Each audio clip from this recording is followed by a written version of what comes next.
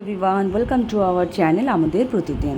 আজ আমরা টেলকোতে একটা মন্দিরে গেছিলাম, মা ভুবনেশ্বরী দেবীর মন্দির। আমাদের সোনারি থেকে টেলকোর দূরত্ব খুব একটা বেশি নয়, 15-16 কিলোমিটারই। মন্দিরটি আছে একটু পাহাড়ের ওপরে, খুব একটা বেশি উঁচু নয়। এই যে রাস্তাটা, পুরো রাস্তাতে গাছে ভর্তি, মানে জামশেদপুরে থেকে এত গাছ দেখতে পাওয়াটা সত্যি একটা অবিশ্বাস্য। সিটির ভেতরে, বাইরে তো প্রচুর পাহাড় জঙ্গল বন তো আছেই। রাস্তাতে দু সাইডে পুরোনো দিনের বড় বড় গাছ আছে। যাচ্ছিলাম, খুব ভালো লাগছিল। অনেক দিন পরে রোদও দিয়েছে, ওয়েদারটাও ভীষণ ভালো ছিল, দেখতেও ভীষণ ভালো লাগছিল। গ্রাউন্ড ছিল এখানে একটা, পুরো রাস্তাতে কিন্তু দু সাইডে এরকমই গাছ ছিল। মা ভুবনেশ্বরীর মন্দিরটা পুরনো মন্দির, দেখার ইচ্ছে আমার অনেক দিনের। অনেকবার যাব করেও কিন্তু যেতে পারিনি। বলে না, মা যদি না ডাকে তাহলে কিন্তু যাওয়া হয় না। আমার ক্ষেত্রেও তাই হয়েছে, অনেকবার প্ল্যান করেও কিন্তু প্ল্যান ভেস্তে গেছে। যাই হোক, ফাইনালি আজকে আমি যেতে পেরেছি মায়ের কাছে, চলে এসেছি। এটা মন্দিরের কাছে একদম, স্ট্রেট গিয়ে একটু টার্ন করলে মায়ের মন্দির।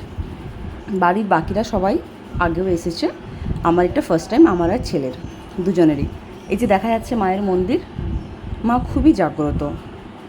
মানে এই মায়ের কাছে আসাটা কিন্তু অত সহজ নয়। আমার বাড়ির থেকে তো অনেকে সামনে, কিন্তু তাও আমি আসতে পারিনি।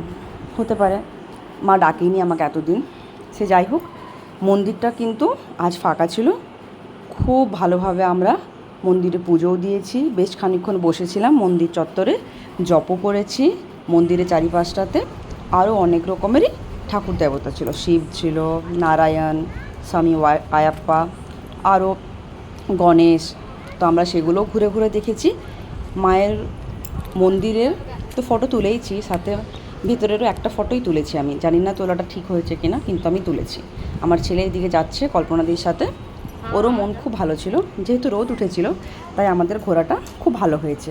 জলে পিচ পিচ কাদা কাদা কোনো দিকেই ছিল না, সুন্দর ঝলমলে একটা দিন ছিল। আর এইদিকে আছে আর বাকি মন্দিরগুলো, মানে বাকি ঠাকুর যেগুলো আছে, এই সাইডটাতে শিবের আছে, আর চারিদিকটা এটাই। আমরা গিয়ে কয়েকটা ফটো তুলেছি, খুব ভালো কেটেছে মনটা।